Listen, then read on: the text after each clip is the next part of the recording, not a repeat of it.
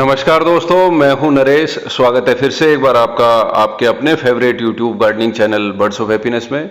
और दोस्तों, आशा है कि जब तक ये वीडियो आप लोगों तक पहुंचेगा तब तक इस चैनल पर 1 लाख सब्सक्राइबर हो चुके होंगे। ये 1 लाख सब्सक्राइबर का माइलस्टोन अचीव करना इम्पॉसिबल था आप लोगों के सहयोग के बिना, आप लोगों के सपोर्ट के बिना। तो हर उस व्यूअर को मेरा धन्यवाद जिसने इस चैनल को सब्सक्रिप्शन, लाइक और शेयर के जरिए मदद की। आशा करता हूँ कि आगे भी आप लोग इसी तरह से इस चैनल को सपोर्ट करते रहेंगे।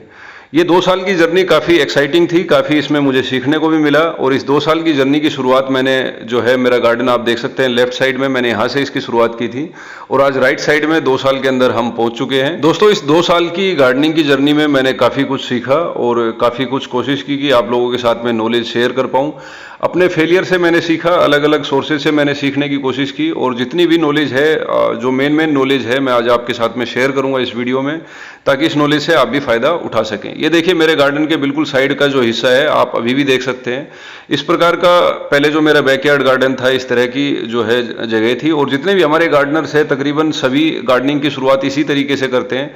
किसी भी खाली पड़ी जगह पर प्लांट लगाना हम शुरू करते हैं और धीरे धीरे हमारा गार्डन जो है शेप लेना शुरू करता है।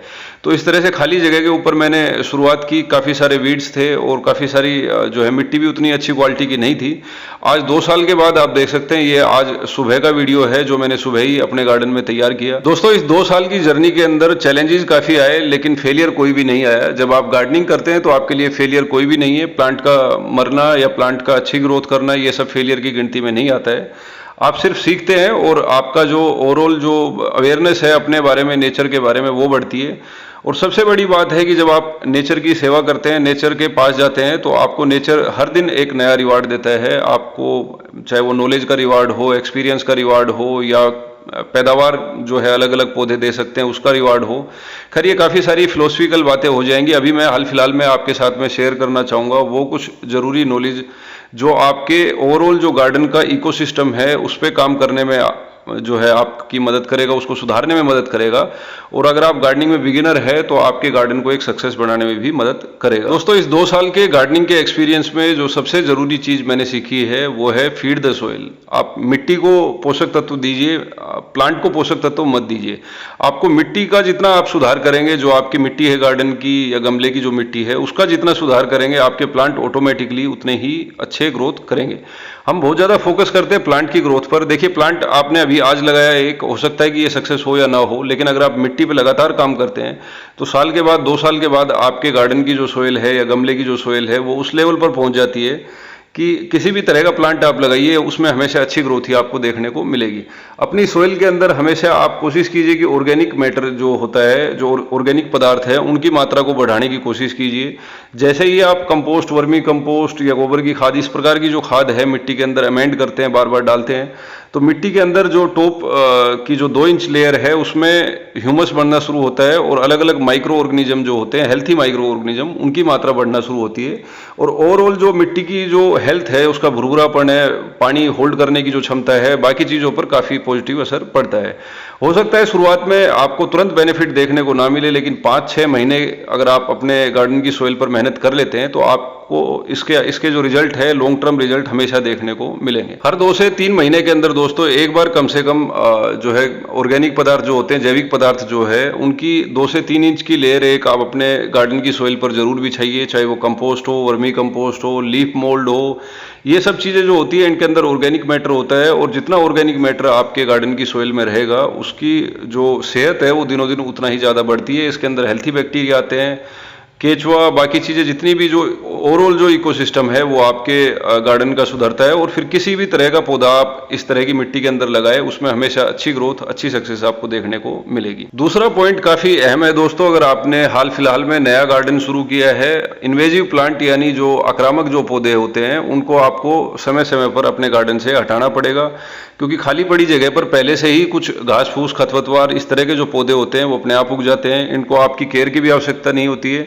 और इनके बीज जो है काफ़ी समय से आसपास की मिट्टी में मिक्स हो रहे हैं। तो ये जो अपना सीजन होता है, बारिश का मौसम या दूसरे जो मौसम है, इनमें ऑटोमेटिकली अपने आप जो है ग्रो करना शुरू कर देते हैं। और अगर आप इनको नहीं हटाते हैं तो इनके बीज फिर से अगले सीजन के लिए मिट्टी में मिल जाते हैं और इनकी मात्रा बढ़ती रहती है। आपके पौधों के आवश्यक पोषक तत्वों को ये छीनते रहते हैं। तो शुरुआत के कम से कम नया गार्डन आपने शुरू किया है, मैं बात कर रहा हूँ बैकयार्ड गार्डन की। आप अगर गमले की मिट्टी में जो है गार्डनिंग कर रहे हैं तो आपको इस चीज़ से खैर इतना खास फर्क नहीं पड़ेगा। लेकिन आपने बैकयार्ड गार्डन अगर शुरू किया है, यानी ज़मीन के अंदर गार्डनिंग आपने शुरू की है, तो जितनी भी तरह की खरपतवार होती है इनको समय समय पर गुड़ाई करके आपको हटाना पड़ेगा। और इस चीज़ का ज़रूर ध्यान रखिए कि आपको इनको उस समय से पहले हटाना है जब इनके अंदर बीज बनना शुरू ना हो। अगर बीज बनने शुरू हो जाते हैं तो इसके जो बीज है आसपास की मिट्टी में मिलते रहते हैं, आपके जो फायदेमंद पौधे हैं उनको भी ये नुकसान पहुंचाते रहते हैं। तो निराई गुड़ाई जो है काफ़ी ज़रूरी है।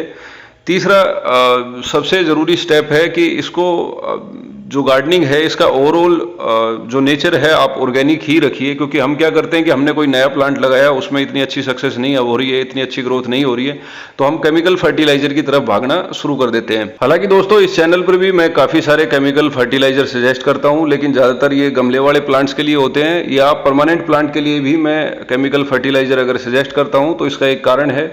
कारण ये है कि जो हमारी मिट्टी है उसके अंदर कई बार आवश्यक पोषक तत्व नहीं होते हैं, और अगर हम अपनी मिट्टी को आज सुधारना शुरू करते हैं तो इसके जो रिजल्ट है वो 6 से 7 महीने के बाद हमें मिलना शुरू होंगे। लेकिन तब तक हमने जो अभी प्लांट लगाए हैं और उनकी अच्छी सेहत नहीं हो पा रही है किसी कारण से, पोषक तत्वों की कमी की वजह से, तो हाल फिलहाल में हम फोलियर स्प्रे यानी जो पत्तियों पर जो खाद स्प्रे की जाती है उनका इस्तेमाल कर सकते हैं। कोशिश ये कीजिए कि मिट्टी के अंदर केमिकल फर्टिलाइजर या केमिकल खाद जो है वो किसी प्रकार की आप ना डालें, क्योंकि फिर आपकी जितनी भी मेहनत है कंपोस्ट, वर्मी कंपोस्ट या गोबर की खाद मिलाकर मिट्टी को सुधारने की, वो सब जीरो हो जाती है। आप कोशिश यही कीजिए कि अगर आपको एक्सट्रीम कंडीशन में केमिकल फर्टिलाइजर या केमिकल खाद की आवश्यकता पड़ती भी है तो आप पौधों की पत्तियों पर जो स्प्रे करते हैं उस तरह की केमिकल खाद का इस्तेमाल कीजिए, क्योंकि ये सिर्फ उस पौधे तक ही सीमित रहती है और आपकी जो गार्डन की जो मिट्टी है उसमें किसी तरह का इसका बुरा प्रभाव नहीं पहुंच पाता है। जैसे ही गार्डन की मिट्टी में केमिकल फर्टिलाइजर पहुंचना शुरू होते हैं तो फिर से जो आपके गार्डन का इकोसिस्टम है उसको नुकसान पहुंचना शुरू हो जाता है, क्योंकि मिट्टी के अंदर जितने भी सूक्ष्म बैक्टीरिया है, हेल्थी बैक्टीरिया जो अलग अलग तरह के काम करते हैं मिट्टी के अंदर, और जितने भी तरह की जो अच्छी फंगस है वो सब मरना शुरू हो जाती है। तो एक समय के बाद में आप अपने गार्डन की मिट्टी में पौधे हेल्थी तरीके से नहीं उगा सकते बगैर केमिकल खाद के इस्तेमाल के। तो इस चीज़ का ज़रूर ध्यान रखिए। चौथे नंबर पर दोस्तों अगर हम बात करें तो मैं आपको ये बताना चाहूँगा कि जब भी आप किसी खाली पड़ी जगह पर गार्डनिंग शुरू करते हैं तो ये ज़रूरी नहीं है कि आप जितने भी प्लांट लगाए कि 100 प्लांट आपने लगाए तो 100 के 100 ही ग्रो कर जाएंगे या उनमें सक्सेस रहेगी। इनमें से कुछ प्लांट मरेंगे भी, कुछ प्लांट नर्सरी से ही हेल्थी नहीं आते हैं, कुछ प्लांट जो है आसपास की क्लाइमेट जब चेंज होती है तो सर्वाइव नहीं कर पाते, कुछ क्योंकि आपका गार्डन की जो मिट्टी है या जो इकोसिस्टम है वो इतना स्ट्रॉन्ग नहीं है तो नए प्लांट को इतना सपोर्ट नहीं करता है। तो इसका सॉल्यूशन यही है कि शुरू में आप कोशिश कीजिए कि कुछ नेटिव प्लांट अपने गार्डन में लगाइए। नेटिव प्लांट लगाने का एक फ़ायदा ये रहता है कि नेटिव प्लांट हमारे जो आसपास का इकोसिस्टम है उसमें बड़े आराम से अडेप्ट कर जाते हैं।